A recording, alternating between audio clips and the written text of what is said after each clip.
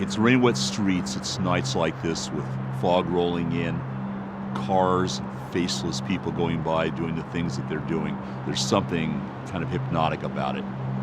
That's when I get inspired to carry what these streets are like, what the city is like, the mysteries, the stories, the thousands and thousands of people that you pass that are going by as shadows in this wet, cold, dangerous environment. I wanted to grab that. I wanted to take it into the future, and where I took it was Cyberpunk.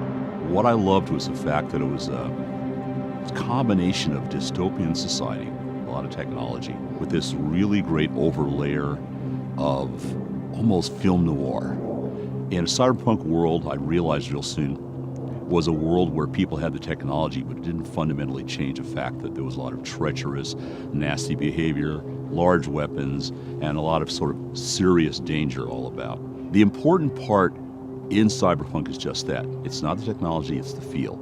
It's getting that dark, gritty, rain-wet street feeling, but at the same time getting that rock and roll, lost, and desperate and dangerous quality. Cyberpunk is about that interface between people and technology, but not in that transhumanist way where it's all about the technology changing or improving them. It's about how people use things. There's a great Gibson saying, the street finds its uses for things. And that's what Cyberpunk is about. Cyberpunk isn't about saving humanity, it's about saving yourself.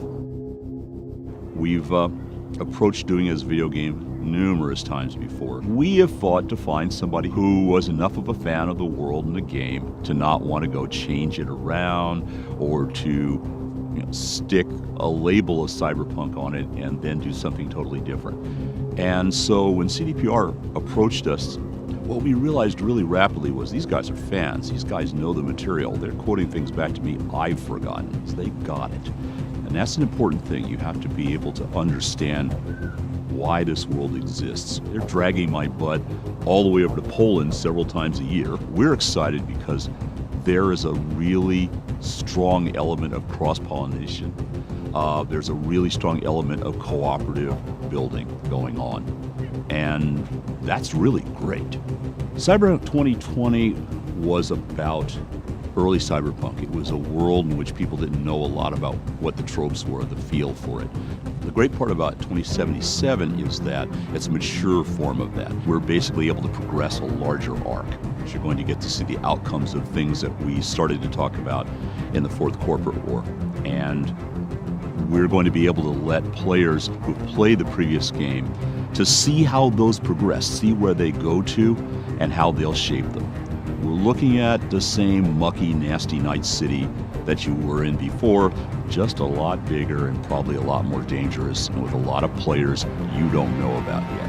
2077 is about the cyberpunk you thought you knew, scaled up, bigger, badder, stranger. It's the visual component that the frozen pictures we would put in the books can't give you. It's the sound, it's the feel, it's the movement. 77 is going to be about being there. We've gone through a long, long journey, all of us. Those of you who have been fans have waited for us to get the right game together at the right time, the right team.